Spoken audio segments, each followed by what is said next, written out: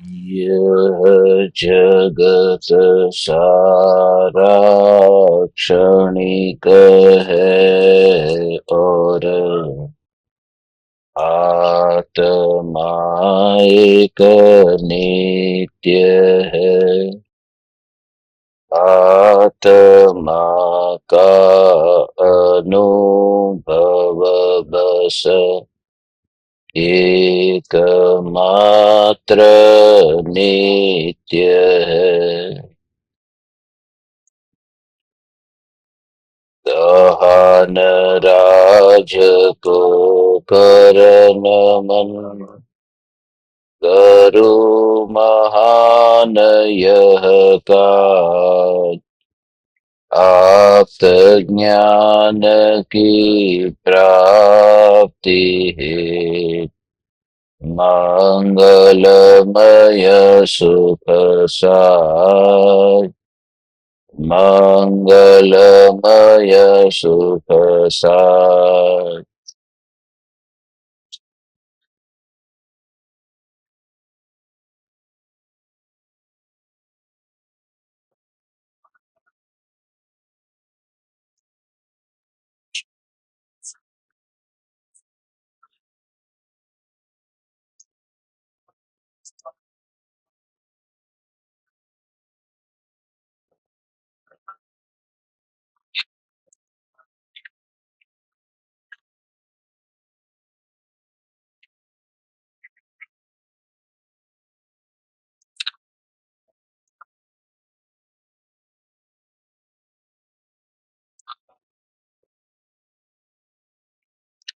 चैतन्य स्वभावी भगवान आत्मा स्वयं ही चैतन्य समयसार है।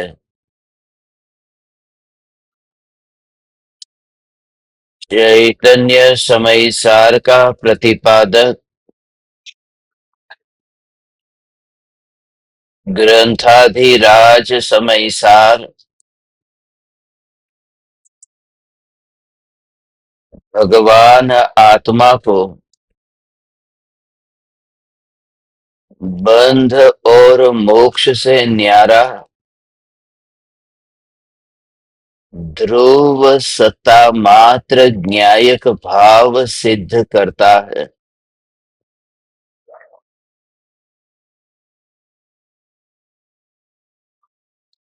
जिस ज्ञायक भाव में अनादि काल से एक भी परिणाम का प्रवेश नहीं हुआ और अनंत काल तक एक भी परिणाम का प्रवेश नहीं होगा, यह अखंड ध्रुव ज्ञायक देव ही मैं हूँ। यह देवाधिदेव ज्ञायक देव, यही ज्ञायक भाव है। जैसे वितरागी परमात्मा की प्रतिमा के दर्शन करते हैं कि परमात्मा की प्रतिमा कोई एक परमाणु से नहीं बनी, उस प्रतिमा में अनंत परमाणुओं का बंध हुआ है। परमात्मा के शरीर से भी अधिक प्रभावशाली वह परमात्मा की प्रतिमा है, क्योंकि तीर्थंकर परमात्मा के शरीर के अंदर कहीं खाली जगह तो है जहां से सांस अंदर जाती है बाहर आती है, कुछ रिक्त स्थान है। मगर परमात्मा की प्रतिमा में कोई रिक्त स्थान नहीं है, वह तो पूरी तरह से घन है। ऐसी घन प्रतिमा चैतन्य घन का स्वरूप समझने में उपयोगी होती है। मैं चैतन्य परमात्मा ऐसा घन सत्ता स्वरूप हूं कि जिसके भीतर बंध का प्रवेश नहीं हो सकता।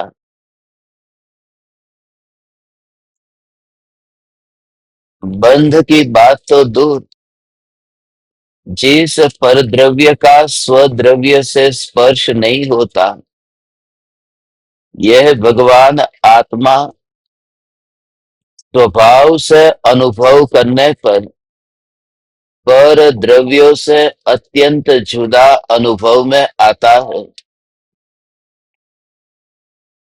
और जो जुदी अनुभूति है, ये सिद्ध शिला पर जाकर के प्रारंभ होगी ऐसा नहीं है। यहाँ अज्ञानता की अवस्था में ही ये चिंतन किया। सम्यक दर्शन तो चौथे गुण स्थान में प्रकट होता है, मगर उससे पहले ये स्वरूप का चिंतन इसी प्रकार से ही तो किया था।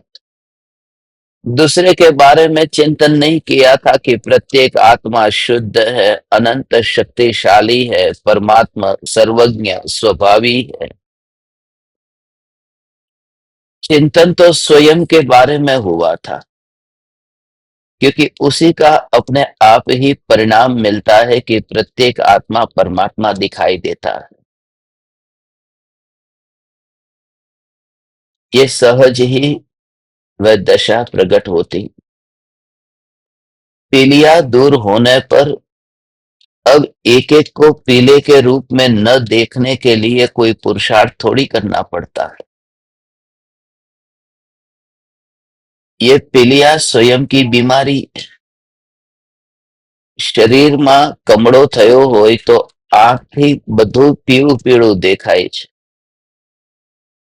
દવાની જરૂર છે, જગતને પીળું મટાવવાની જરૂર નથી। वह बीमारी स्वयं की बीमारी है। इसलिए मिथ्यात्व की बीमारी के कारण दूसरे जीव मुझे अज्ञानी और पापी दिखाई देते हैं। स्वभाव से देखने पर स्वभाव में बंध है ही नहीं। परमात्मा की प्रतिमा जैसे अबंध है। मूर्ति को लेकर के जाते हैं, जयपुर से मूर्ति को लेकर के हम उमराला लाए, उमराला से फिर समेत शिखर ले गए, पावापुरी ले गए, पावापुरी ले गए, पावापुरी से फिर उस प्रतिमा को हम उमराला ले आए। बहुत सावधानी से मूर्ति को लेकर के जाना होता है। क्या पता कोई एक बार ऐसा झटका लगा कि प्रतिमा खंडित हो गई तो अपूज्य हो जाएगी, फिर उसकी विधि नहीं होगी, वह मंदिर में विराजमान करने योग्य नहीं रहेगी। तो जैसे परमात्मा की प्रतिमा को कितनी सावधानी से हम रखते हैं, मगर निज चैतन्य प्रतिमा के प्रति कभी अहोभाव आया है कि जिस चैतन्य प्रतिमा का मुझे ध्यान भी नहीं रखना पड़ा, जिस चैतन्य प्रतिमा को कभी संभालना न पड़ा। ये अनंत गाड़ी को बदल चुकी है यह प्रतिमा, और तीन लोक के सभी प्रदेश पर अनंत गाड़ियों में यात्रा कर चुकी है यह प्रतिमा। फिर भी जो चैतन्य प्रतिमा खंडित नहीं हुई, यही मैं हूं। जब तुम इस अहोभाव से मंदिर में प्रवेश करोगे तो वह जो परमात्मा का रस है, वह रस फीका पड़ता जाता है। और जब तक परमात्मा का रस फीका नहीं पड़ेगा, तब तक समझना कि चैतन्य का अहोभाव आया ही नहीं। स्वयं का इतना अहोभाव होता है कि मैं ऐसी अखंड चैतन्य मूर्ति हूं। जब मैं अखंड चैतन्य मूर्ति हूं, तो फिर इस देह की गाड़ी में भी क्यों हूं, इस बंधन में क्यों? रस्सियों से भगवान को बांध करके पावापुरी लेकर के गए। चलो तब तक तो प्रतिष्ठा नहीं हुई थी, मगर प्रतिष्ठा होने के बाद में भी तो रस्सियों से बांध करके ही तो लेके आए, डिब्बे में बंद करके ही तो लेकर के आए। लकड़ी की पेटी में बांध करके ही तो लेकर आए, मगर वह जो बंधन है वह बंधन ऊपर ऊपर का बंधन।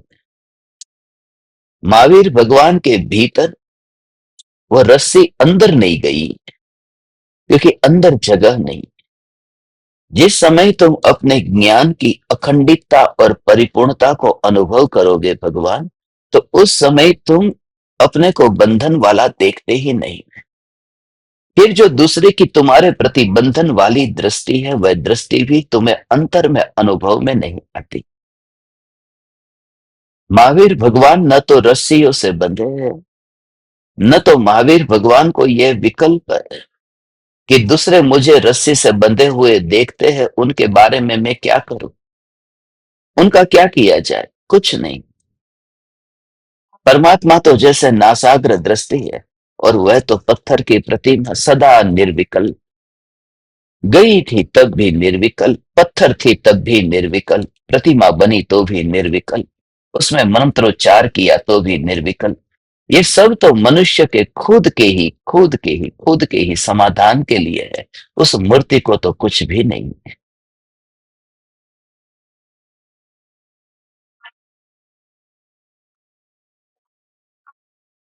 ये सब अपने ही मनुष्य के ही अपने ही भावों की बात है, और कुछ भी नहीं। अपने भावों की बात है, अपने भावों की बात है, अपने भावों की बात है। बात अपने भावों को ही, बस मन को ही मनाने की बात है, और कुछ भी नहीं है। अपने मन को मनाने की बात है। सत्य यह है कि यह चैतन्य मूर्ति ही मैं हूं। मन को मैंने पूजा करके अनंत बार मनाया है। अब मन को मनाना नहीं है। कब तक मैं मन से उलझता रहूंगा? अब तो मैं उस मन से ऊपर उठूं कि जहां मात्र ज्ञान है, जो ज्ञान का पतन नहीं होता, जो ज्ञान गिरता नहीं है। मन की शिला पर सिद्ध परमात्मा का ज्ञान गिरता थोड़ी ना है, वह तो लोकाग्र शिखर पर है। जैसे सिद्ध शिला पत्थर की है, अंततः तो पत्थर ही न, भले ही रत्न जड़ित हो या फिर कैसी भी चमक वाली हो, मगर अंततः तो पत्थर। और चमकती हुई कोई भी वस्तु महिमावान कैसे हो सकती है? समझ लेना, चमकती हुई हर एक वस्तु बहुत सस्ती होती है।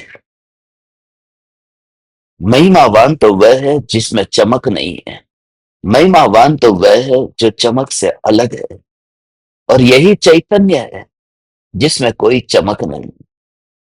इसलिए तो वह आंखों से दिखाई नहीं देता। आचार्य कुंद कुंद देव आज से फिर मंगलमय मंगलाचरण करते हैं बंध अधिकार का। ग्रंथाधिराज समय सार में भगवान आत्मा को पर द्रव्य से न्यारा और अपने से अभिन्न अभेद सिद्ध किया। मगर जो व्यवहार से भगवान आत्मा बंधा हुआ है, उस बंधन के बारे में वर्तमान में ये स्वीकार करते हुए उसका असली परिचय भी कराया। ये ग्रंथ निश्चय और व्यवहार का संतुलन है। यह बात अलग है कि हमारे आंख के कानेपन के कारण हम दूसरी आंख से हम देख नहीं पाते हैं। जगत का स्वरूप तो अनेकांत स्वरूप है। जिनवाणी माता तो स्यादवाद मई है।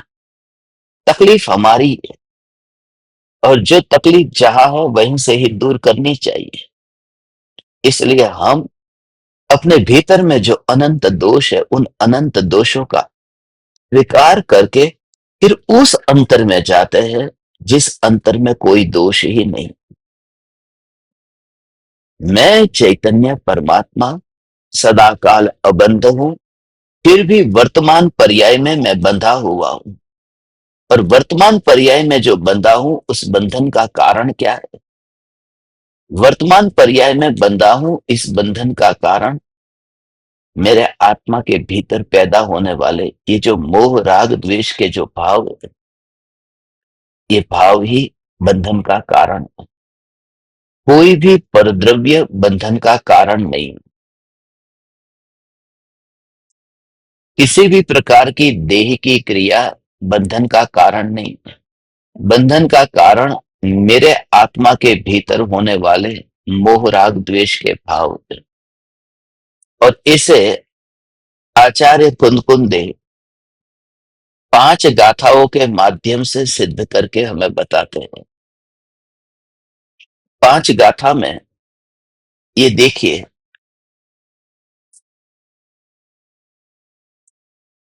हम पाठ करते हैं।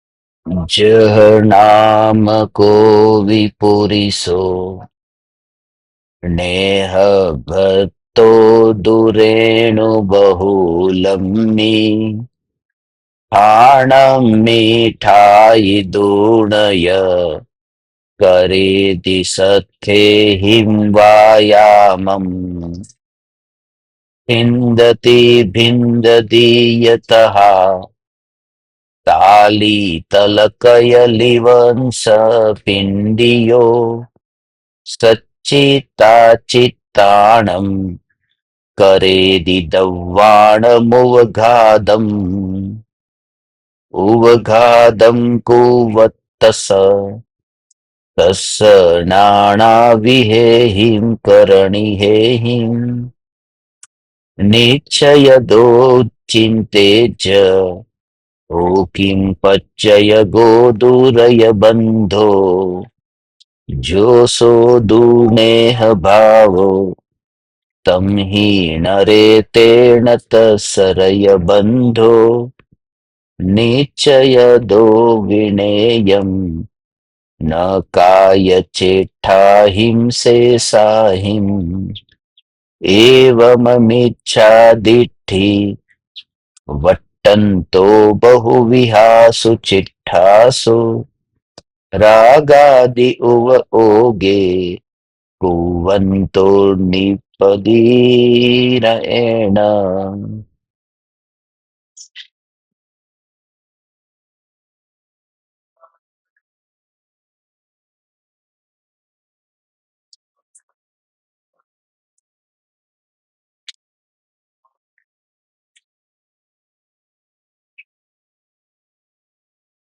जिस प्रकार कोई पुरुष अपने शरीर में तेल आदि चिकने पदार्थ लगाकर बहुत धूल वाले स्थान में रहकर शस्त्रों के द्वारा व्यायाम करता है तथा ताड़, कमाल, केला, बांस, अशोक आदि वृक्षों को छेदता है, भेदता है, सचित्त व अचित्त द्रव्यों का उपघात नाश करता है। इस प्रकार नाना प्रकार के साधनों द्वारा उपघात करते हुए उस पुरुष के धूलि का बंध किस कारण से होता है, निश्चय से इस बात का विचार करो। उस पुरुष के जो तेलादि चिकनाहट है उससे ही उसे धूलि का बंध होता है, शेष शारीरिक चेष्टाओं से नहीं।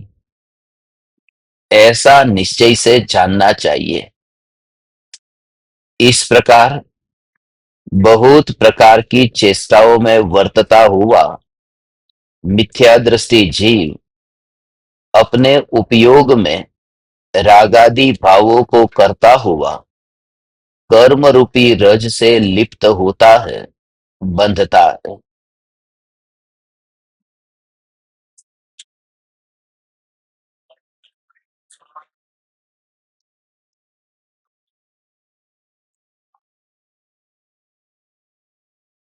ये गाथा है, 5 गाथा का पंजा फिर से आया है, 237 से लेकर 241 तक। इन 5 गाथाओं में जो विभाजन है वो इस तरह से है। ये जो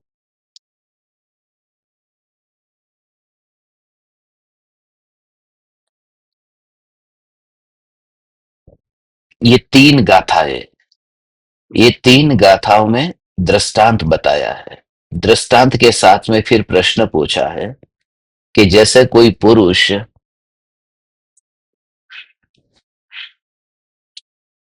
अपने शरीर पर तेल लगा करके वह व्यायाम करता है, और वह धूल वाले ऐसे स्थान पर रह करके व्यायाम करता हो, अखाड़े में व्यायाम करता हो, तो वहां पर जो वृक्ष है उस वृक्ष को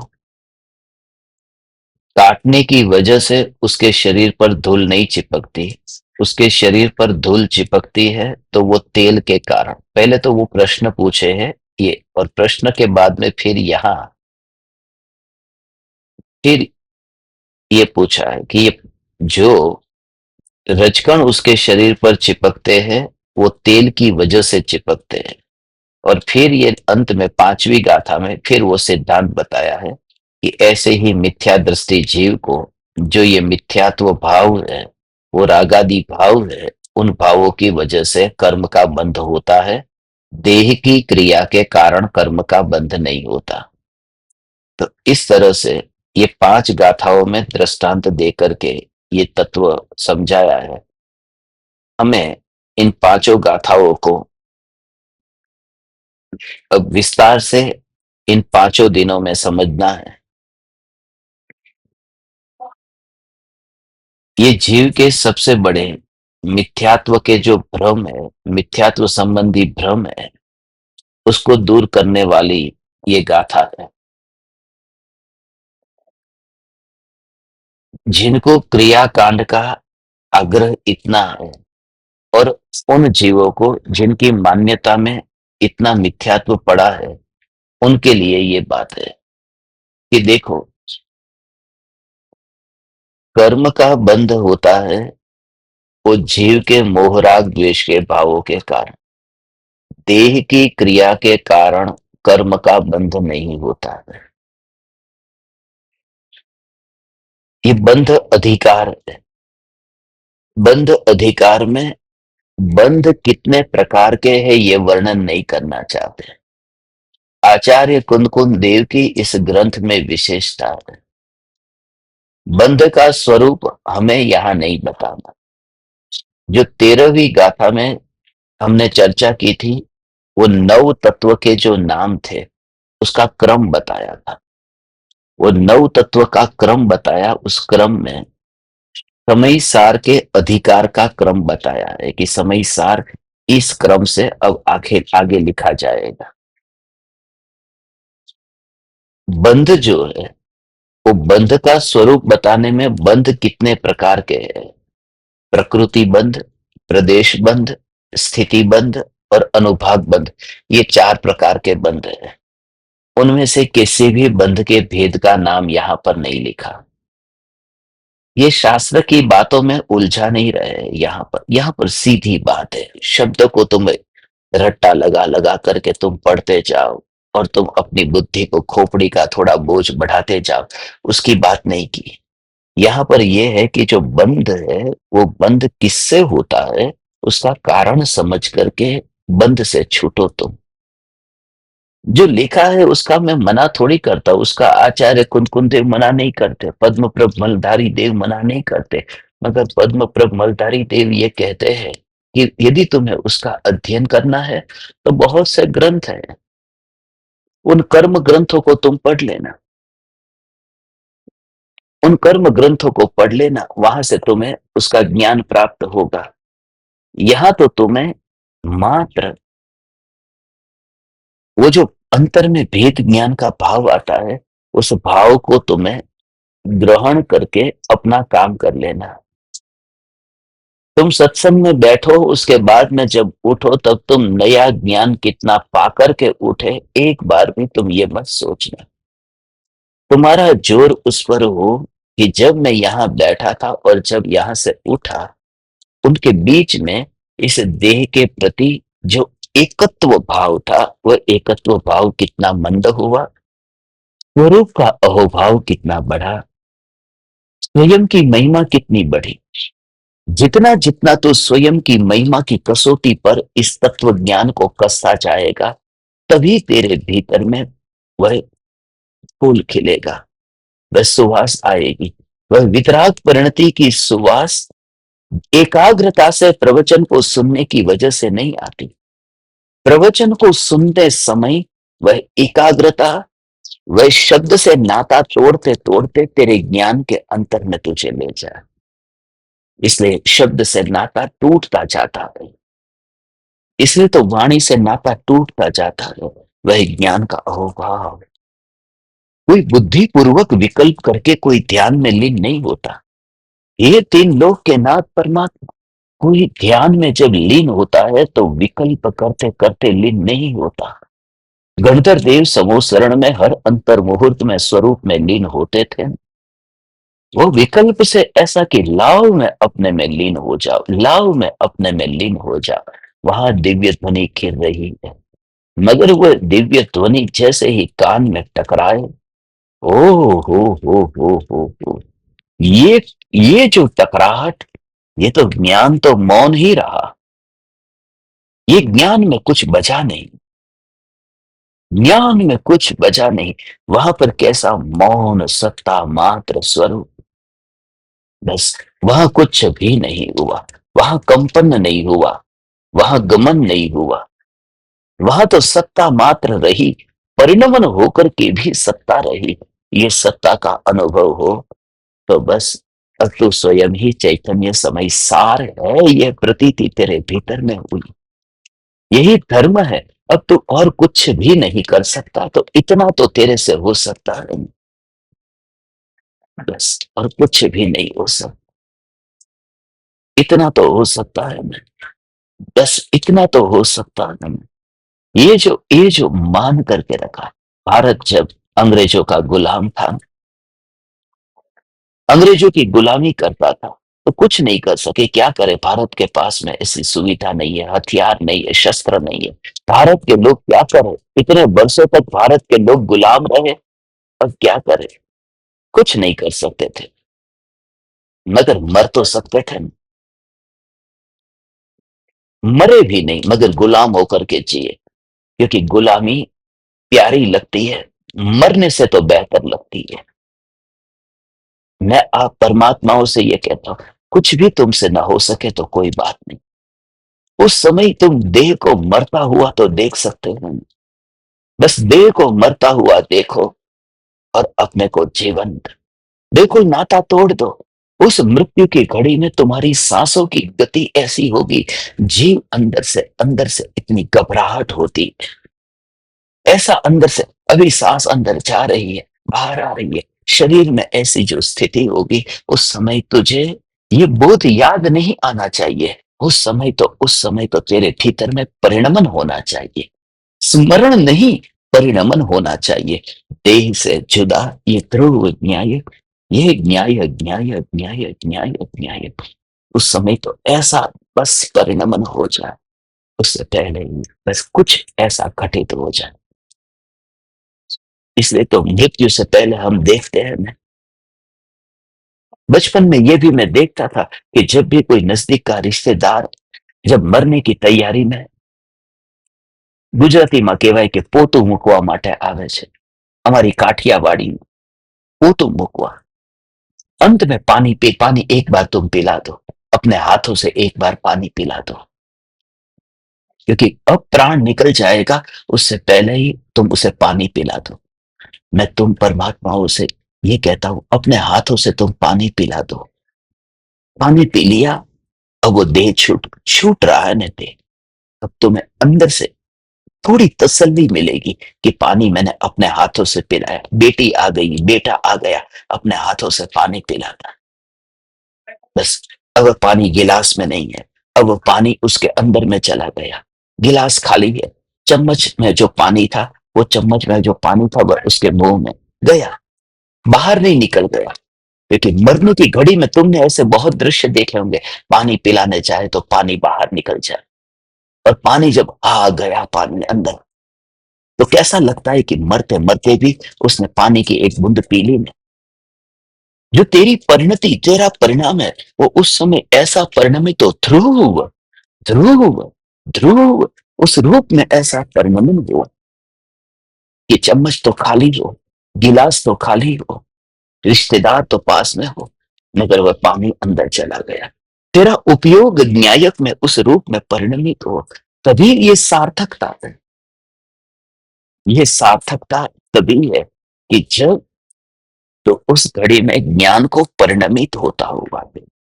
हे चैतन्य परमात्मा, देह की क्रिया तो उस मृत्यु के घड़ी में तू कैसे रोक पाएगा, कैसे उस क्रिया में तू परिवर्तन भी कर पाएगा,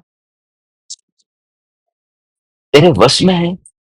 तो जरा विचार कर, वो जो जिंदगी भर जो तू मेहनत करता रहा, वह मेहनत, जिंदगी भर तू मेहनत नहीं मजदूरी करता रहा, उस मजदूरी का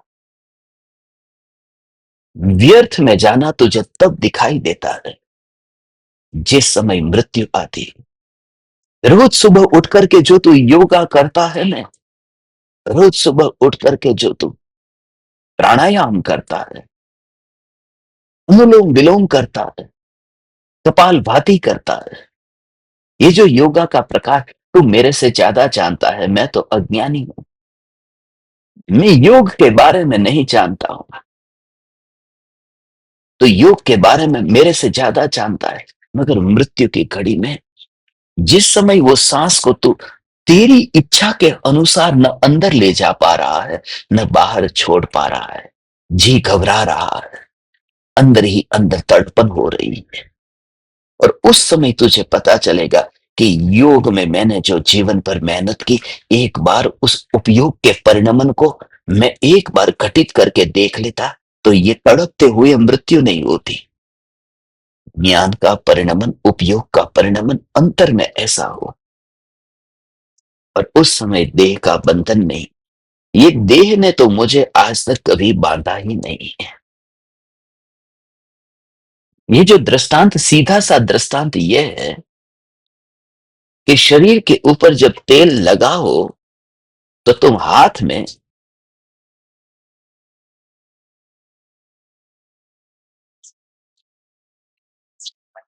हथियार लेकर के, शस्त्र लेकर तुम उस पेड़ को काटो, तो पेड़ को काटो तो भी धूल चिपकेगी, पेड़ को न काटो तो भी धूल चिपकेगी, क्योंकि धूल का जो चिपकना हो रहा है वो तेल की वजह से हो रहा है, वो पेड़ को काटने की वजह से नहीं हो रहा।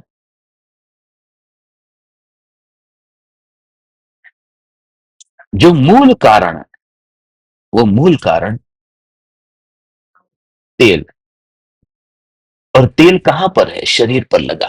तो दो को कारण नहीं मानना, एक तो उस क्रिया को कारण नहीं मानना जो पेड़ काटने की क्रिया हो रही, और दूसरा उसे कारण न मानना जो शरीर, शरीर, क्योंकि शरीर तो उस व्यक्ति का भी है जहां तेल नहीं लगा, मगर वहां रजकण आकर चिपकते नहीं। जहां तेल है वहां चिपकते हैं, तो तेल में खतरा है। उस तेल को ही समय सार, मोह राग द्वेष के भाव कहता है।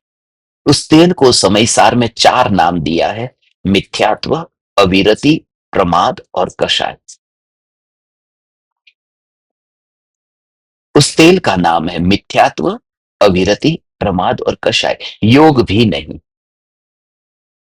इसके लिए, क्योंकि योग तो अरिहंत भगवान के भी होता है ना,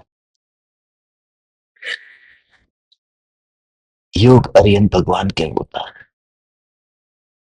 इसलिए जो क्रिया है, उस क्रिया से हट करके दूसरे से यदि तुम्हें मोहर लगवानी कि तुम ज्ञानी हो, तो उसके लिए तुम्हारी क्रिया में परिवर्तन लाना पड़ेगा। दूसरे को धोखा देना है तो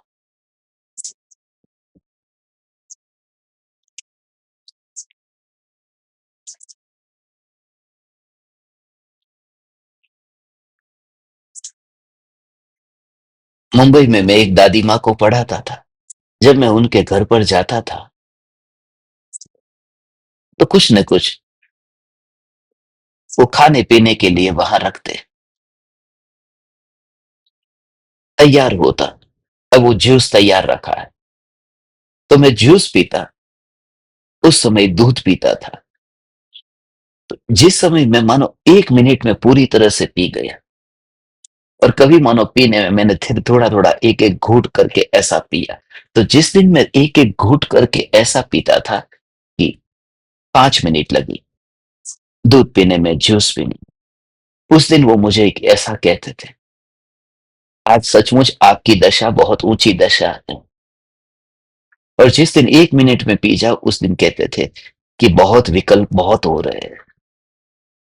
शरीर की जो क्रिया है ना, ये धीरे-धीरे जो क्रिया होती है ना, उस समय राग-द्वेष कम होते हैं। जो तेजी से जो क्रिया होती है ना, उसमें बहुत ऊहापोह होता है। इससे जितना तुम तेजी से क्रिया करो, उतना तेजी से क्रिया करने से वो कर्म ज्यादा बनता है। ऐसा मिथ्यात्व का पोषण हमने कितनी बार किया। ये महामिथ्यात्व है, ये घोर मिथ्यात्व है। क्योंकि चक्रवर्ती जब चक्र छोड़ता है, तो वो कैसे चक्र छोड़ेगा? थोड़ा धीरे-धीरे छोड़ेगा, कैसे चक्र छोड़ेगा? जब ज्ञानी युद्ध करते हैं, तो तलवार को क्या बिल्कुल धीरे-धीरे स्लो मोशन में चलाएँगे? वो तो जैसे चलती है, ऐसे ही तलवार चलेगी। माने शरीर की जो क्रिया है, उस क्रिया की वजह से उसका गति से कोई संबंध ही नहीं। अब सम्यक दृष्टि ज्ञानी धर्मात्मा क्रिकेट खेलता, अब वो बॉल फेंकेगा, तो बॉल कैसे फेंकेगा? सम्यक दृष्टि हो सकता है, खिलाड़ी हो सकता है, सातवें नरक का नारकी हो सकता है, तो सम्यक दृष्टि ये क्यों नहीं हो सकता? जब 6 खंड को जीतने मनुष्य जा सकता है, तो ये क्यों, ये क्रिकेट का मैच जीतने क्यों नहीं जा सकता? तो वो फास्ट बॉलर तो हो ही नहीं सकता, वो स्लो बॉलर होना चाहिए, क्योंकि सम्यक दृष्टि का काम तो स्लो होता है। फिर वो फास्ट बॉलर नहीं हो सकता, वो कभी छक्का लगा ही नहीं सकता, वो ऑफेंसिव कभी खेल ही नहीं सकता, वो तो डिफेंसिव ही होगा, क्योंकि सम्यक दृष्टि तो हमेशा स्लो होते हैं।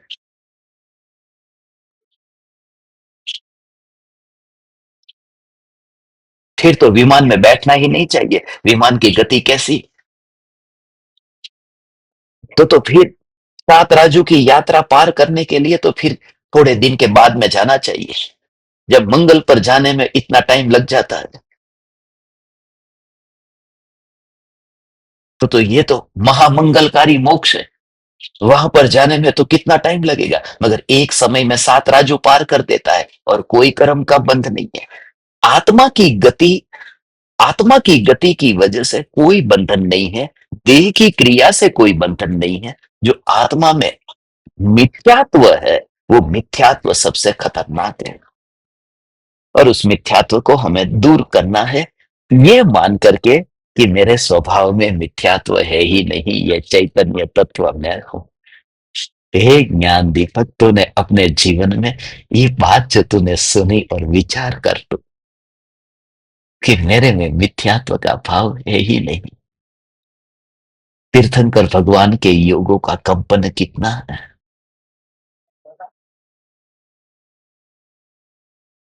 कृपालु देव को संतान पैदा हुई, अरे सभी ज्ञानियों को संतान पैदा, बिल्कुल धीरे धीरे पास में बैठने से संतान पैदा होती। पत्नी को भोगा तब ऐसे ही धीरे धीरे भोगा होगा, वो तो भोग जैसे होता है ऐसे ही होता है। तो भी निर्जरा होती है, उन्हें बंध नहीं, उन्हें प्रति समय निर्जरा होती है।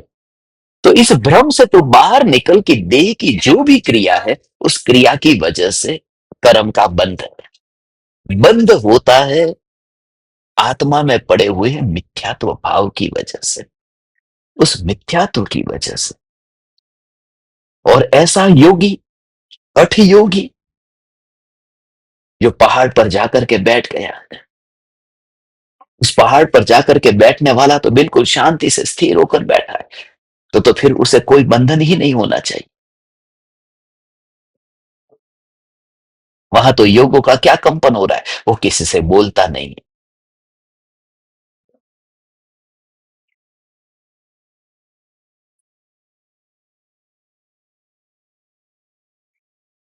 वो कुछ करता नहीं है, मगर कोई कहेगा वो सोचता तो है ना।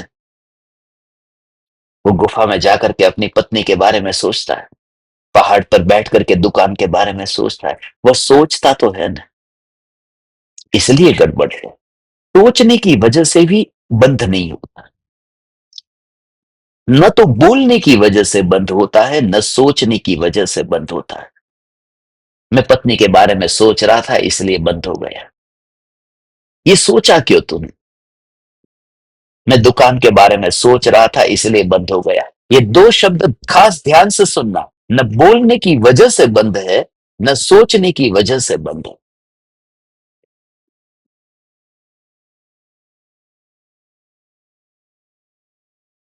न तो करने की वजह से बंद है।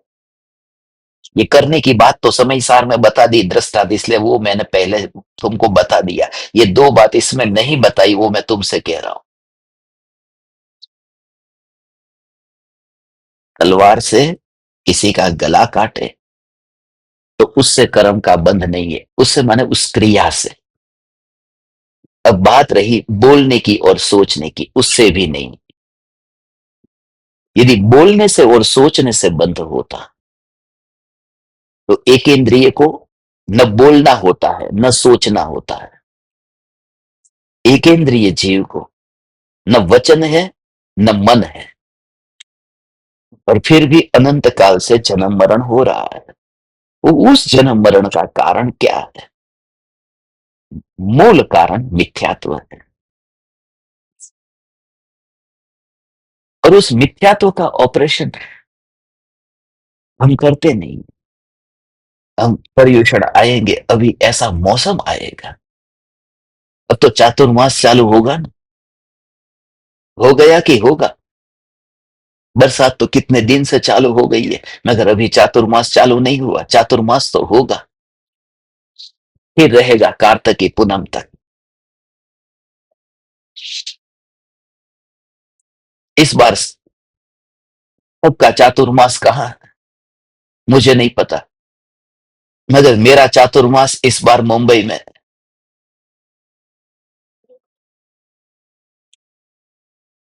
मेरा चातुर्मास मुंबई में है। ये 4 महीने कल मैंने प्लान किया है, चातुर्मास मेरा मुंबई में होगा।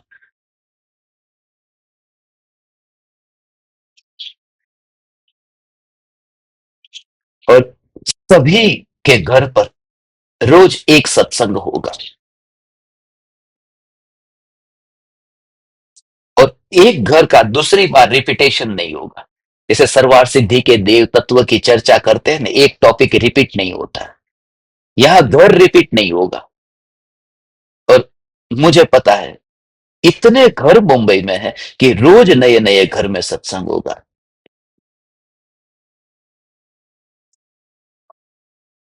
100 लोग तो ऐसे हैं कि जिनके घर पर मैं जाता था। तो मुंबई में अब चातुर्मास शुरू कर रहा हूं, और सभी का नंबर आएगा, लिस्ट में पूरी लिस्ट बनेगी। फिर एक दो, इसलिए अभी बुकिंग चालू हो गया है। तो वो अपना अपना नाम लिखा देना।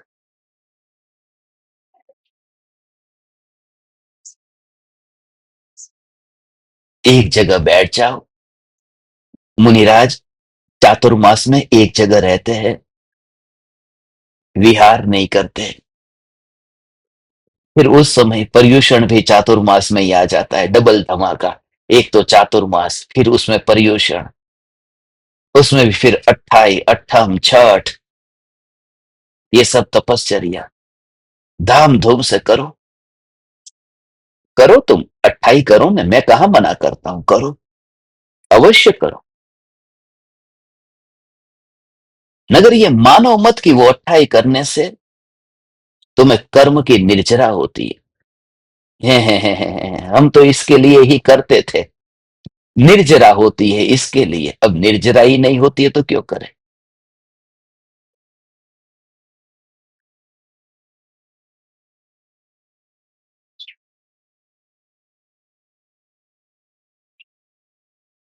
पर्युषण का पहला दिन और आखिरी दिन उपवास करोगे ना,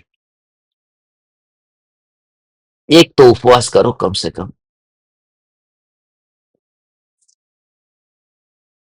इस बार पर्युषण का पहला और आखिरी दिन तो सबसे ज्यादा सत्संग करना। जरा उनके बारे में सोचो, जो कीड़े मकोड़े गाय भैंस, ये सब, ये कौन से पाप करने जाते हैं। उन्होंने न गाड़ी मोटर बंगला इकट्ठा किया, और अनादिकाल से जन्म मरण जन्म मरण जन्म मरण कर रहे हैं। वो सबसे बड़ी भूल है, यही नहीं पहचाना। जो असली सवाल था, वो असली सवाल ही गुरु के पास जाकर नहीं पूछा था कि हे गुरुदेव, मैं कौन हूं। મને આના પચકાણ આપી દો, આના પચકાણ આપી દો, रात्रि भोजन ना पचकान આપી दो। पचकान ही लेने गए थे। आज तक कभी अपने स्वरूप के बारे में नहीं समझा। और समय सार ये महा महा महा मिथ्यात्व की भूल हमें निकाल करके बताता है कि हमारे में कितना बड़ा भ्रम पड़ा हुआ है। कि देह की क्रिया से, जब हम द्रव्यलिंगी मुनि हुए थे, तो उस समय हम एक जगह नहीं बैठे होंगे, बैठे थे, मगर एक जगह बैठ करके भी हमारा परिभ्रमण क्यों हुआ? उस मिथ्यात्व के भाव की वजह से। घर में था तब गृहस्थ माना, और वन में गया तो मुनि माना, और दोनों स्थिति में अपने को चैतन्य नहीं माना। घर में था तब रमेश माना, और दीक्षा के बाद में सुरेश सागर माना, मगर वो रमेश पागल है तो झटका लगता था, सुरेश सागर महान है तो गुदगुदी होती थी। ये दोनों स्थिति में देह से तो उठा ही नहीं था। ज्ञान की अनुभूति होती है तो वहां देह है ही नहीं। हे चैतन्य परमात्मा, हम धन्य भागी है, हम धन्य भागी है, हम धन्य भागी है। जैन धर्म तो उन्हें मिला ही नहीं है जिन्हें समय सार नहीं मिला। सत्य कहता हूं, समय सार नहीं मिला तो जैन धर्म ही नहीं मिला। क्योंकि समय सार ये बताता है कि मारने काटने से बंध होता नहीं। ये छाती ठोक करके बोलने के लिए हिम्मत चाहिए कि मारने काटने से बंध नहीं होता। दृष्टांत भी कैसा दिया है? अशोक वृक्ष, ताड़ का वृक्ष, तमाल का वृक्ष, उसको काटता है शस्त्र लेकर के, उससे वो धूल नहीं चिपकती, तेल की वजह से चिपकती है। कर्म जो बंधते हैं वो मिथ्यात्व की वजह से बनते हैं। तुम्हें ये बात अब समझ में आने लगी है।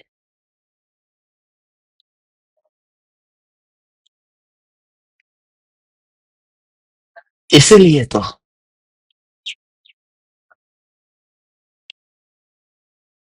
तुमने समाज से मुंह मोड़ लिया। अब 8 दिन तुम उपाश्रय में नहीं जाओगे, और ये चैतन्य की पुकार सुनकर भेद ज्ञान करोगे। ये साहस तुम्हारे भीतर कहां से आया? ये साहस आया है ये न्यायक देव की बात सुन करके। तुम्हें लगा बात तो ऐसी ही है, मगर अभी पुरुषार्थ नहीं उठ रहा है। अभी बात कल पर टाल रहे हैं। अभी कुछ सपने अधूरे हैं। अभी सोच रहे हैं थोड़ा और सपना पूरा हो जाए, बस आगे थोड़ा और। मगर हे चैतन्य परमात्मा, तू चिंता मत कर, तू चिंता मत कर, तू श्रद्धा रख। क्योंकि पहले दिन जब तू मेरे पास आया, तब तू ऐसा नहीं था जैसा आज है। ये रोज रोज सुन करके ये तेरे भीतर में बल आ रहा है। तू निर्भय होता जा रहा है।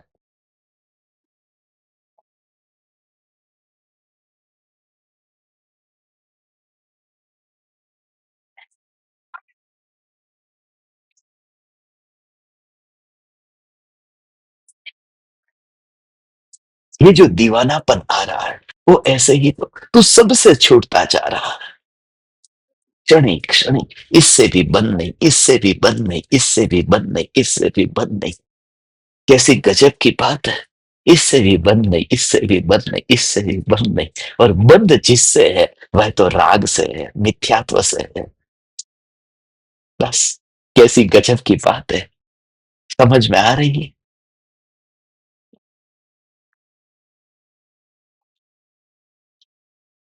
एक लड़की को उसका प्रेमी छोड़ करके चला गया। कोई लड़की रो रही, क्योंकि वादे किए थे बहुत। मैं तेरा हूं, तेरा रहूंगा, मैं तेरी हूं, तेरी रहूंगी। हम एक है, हम साथ साथ है, 7 जन्मों का बंधन है, ये कभी न टूटेगा। यदि तुमने मुझे छोड़ दिया तो मैं खुद करके मर जाऊंगी। मैं पंखे से लटक जाऊंगी। समझना, मैं नस काट दूंगी, वो मेरी जिंदगी का आखिरी दिन समझना। ऐसे सब वादे किए थे। लड़का छोड़कर चला गया। और ये प्रवचन सुनती है, ये चैतन्य की पुकार सुनती है। तो वो बहुत रो रही थी। ये समय साथ जब शुरू हुआ तब की बात है। शुरू शुरू में उसने सुनना शुरू किया था। वो बहुत रो रही। उसने कहा, एक बार मुझे आपसे मिलना है। क्योंकि समय सार सुनकर के भी इतना दुख क्यों होता है।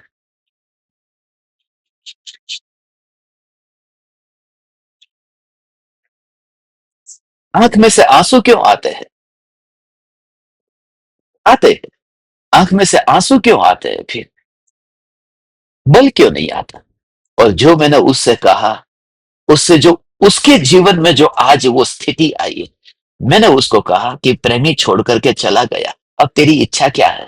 बोले, आंसू नहीं बहने चाहिए। आंसू क्यों बहते हैं ये।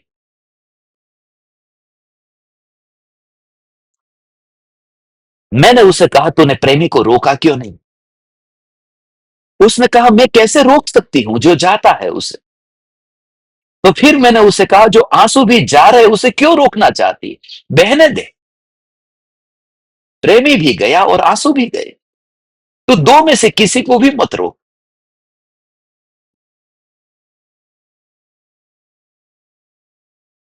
ये बात थोड़ी अटपटी लगेगी कि मैं कह रहा हूं कि देखो, तुम्हारा प्रेमी छोड़ के जाए तो रोने की छूट है। मैं तुमसे ये कहता हूं कि जो प्रेमी छोड़ करके गया और जो आंसू छोड़ करके जा रहे, उन दोनों में तू अपने को क्यों जोड़ता है। रोना आया, रो लिया। मगर तू ये जागृति रख कि प्रेमी जब नहीं बचा तो आंसू भी नहीं बचने वाले। और जो बच करके रहने वाला है वही मैं हूं। बस फिर मैं परिणामों की फिक्र नहीं करता। जो आया फिर तो ऐसा बस पैर पसार करके विश्राम करता है, तो मस्त हो जाता। सम्यक दृष्टि चिंता नहीं। आंसू आए तो क्या होगा। मुझे दुख दुख हुआ तो क्या होगा। झटका क्यों लगता है। बस, डरता क्यों है। झटका कैसा भी लगे तो डरता क्यों है।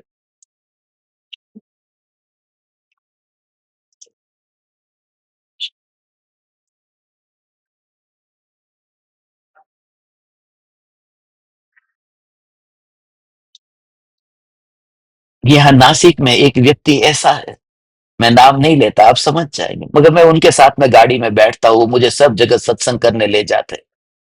वो गाड़ी ऐसे चलाते हैं कि उसके साथ उनके साथ में बैठने से पहले कोई भी सोचेगा कि इनके साथ में गाड़ी में बैठना या नहीं बैठना। कोई भी सोचेगा।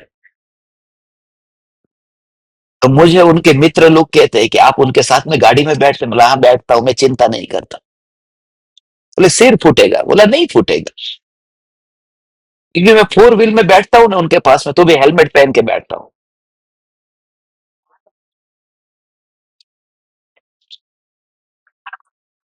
जैसी चलानी है और चलाने दो। तब मैं उनको कुछ नहीं कहता। मैं तुझसे ये कहता हूं, जिंदगी में झटके कितने भी लगे, बम्प बहुत आएंगे, झटके बहुत लगेंगे, उन झटकों को तू नहीं रोक सकता है। तू हेलमेट पहन कर रख सकता है। प्रोटेक्शन वही चैतन्य की जागृति है। तू दीवाना ज्ञान दीपक, अब तेरे जीवन में कोई भय नहीं है। मैं जिस दृष्टि से तुझे देखता हूं और तेरी भविष्य की दशा को देखा, इसी के बल पर तू आरजी का होगी। तू चिंता क्यों करती? गया सो गया।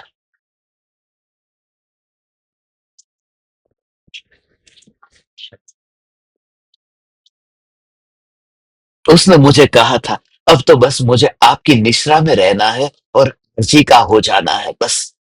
देखिए, जब भी कोई प्रेम में ठोकर खाता है, या तो फिर वो आत्महत्या कर लेता है या तो फिर दीक्षा ले लेता है। उसने कहा, मुझे तो बस अभी आरजी का हो जाना है। मैंने उसे कहा, फिर से ठोकर खाएगी तो, क्योंकि जैसे प्रेमी छूट गया ना, वो टिका नहीं ना, ऐसे ही आरजी का पद भी छूट जाएगा। क्योंकि ये पद अनंत काल तक टिकने वाला पद थोड़ी। आरजी का पद थोड़ी अनंत काल तक टिकता। ये पद भी चला जाएगा। मोक्ष की प्राप्ति होती है, कोई आरजी का रहती है? तो आरजिका के पद में भी रस लेगी तो तड़पेगी। तो उसमें रस ले, जहां से कभी नहीं ठोकर मिलने वाली। वही तेरा ध्रुव अस्तित्व है। इस ध्रुव अस्तित्व में रस ले नहीं, तू रस लेने वाला भी तत्व नहीं है। तू रस लेने वाला तत्व नहीं है। तू तो बस स्वयं रस है। स्वयं रस है। रसगुल्ला खाने का रस रसगुल्ले को नहीं आता। रसगुल्ला खाने का रस तो उसको आता है जो रसगुल्ला नहीं है। तू तो स्वयं चैतन्य रस है। तुझे किसको खाना है, किसको पीना है?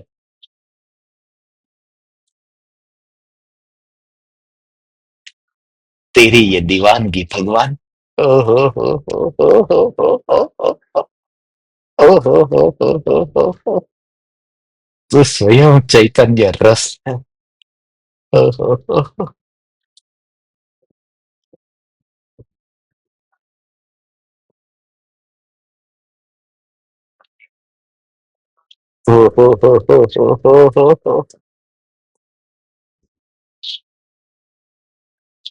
ये पांच गाथा आज तो शुरुआत हुई है भगवान। आज तो शुरुआत। तेरे से और कुछ नहीं हो सकता ना बस। ये दीवानगी, दीक्षा नहीं ले सकते हैं ना, उनके लिए ये धर्म शिष्य का, ये साधना का क्रम शुरू किया है। जो दीक्षा नहीं ले सकते, कम से कम 6 महीने में एक बार घर से तो निकल सकते हैं ना। कम से कम 6 महीने में एक बार तो कनेक्शन तो जोड़ सकते हैं ना। उनके लिए ये शुरुआत की है। समाज से, दुनिया से, परिवार से निर्भय तो हो सकते हैं ना। ये परम कृपालु देव हमारे गुरु। हमें गर्व है, हमें ऐसे गुरु मिले। हमें गर्व है, हमने ऐसे गुरु को पाया।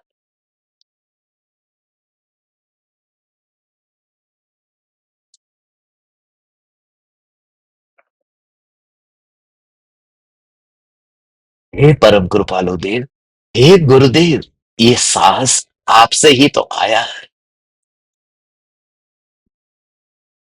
तेरी सांस अलग जगह जाएगी। सांस माने वो सांस, दोनों जाने वाले हैं। सांस भी जाएगी और सांस भी जाएगी। तो में से कोई टिकने वाला नहीं।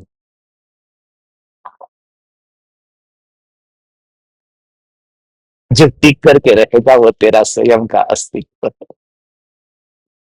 और ये धूम मचाने वाला हूं मैं। हम सब साथ में मिलकर के गुरु पूर्णिमा के दिन उद्घाटन कर रहे हैं।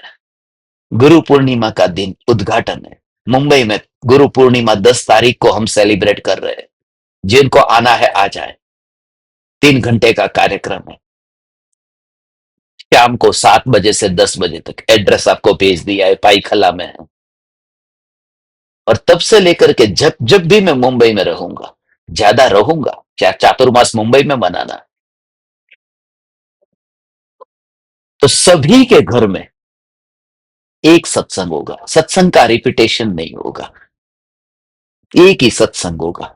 वो चातुर्मास सत्संग के रूप में जाना जाएगा। चातुर्मास श्रृंखला चालू हो रही है मुंबई में।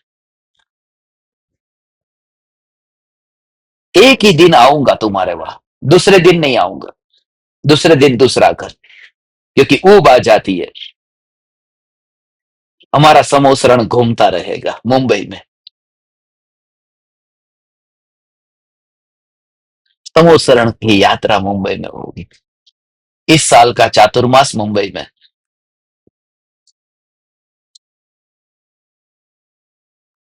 आप तो कपड़े वाले चातुर्मास मना सकते, तो मैं क्यों नहीं मना सकता?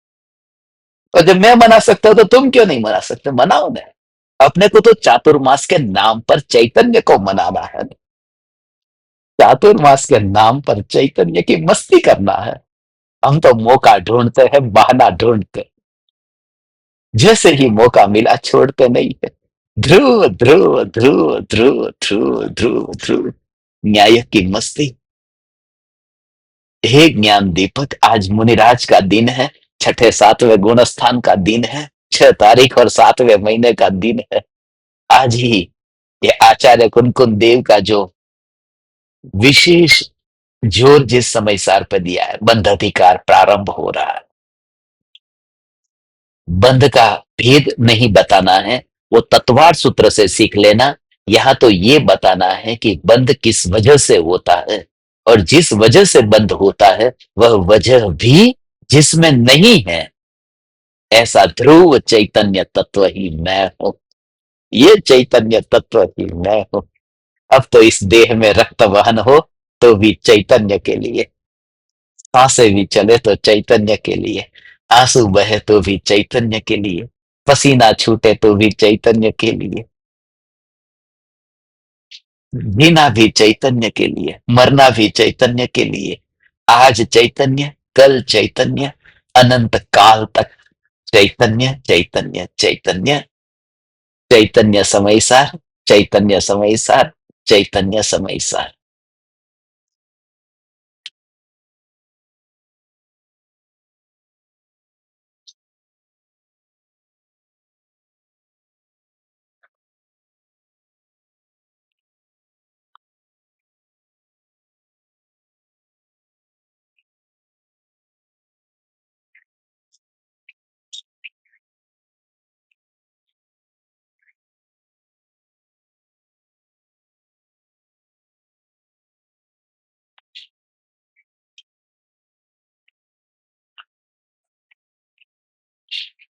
अहो अहो श्री सद्गुरु, करुणा सिंधु अपार,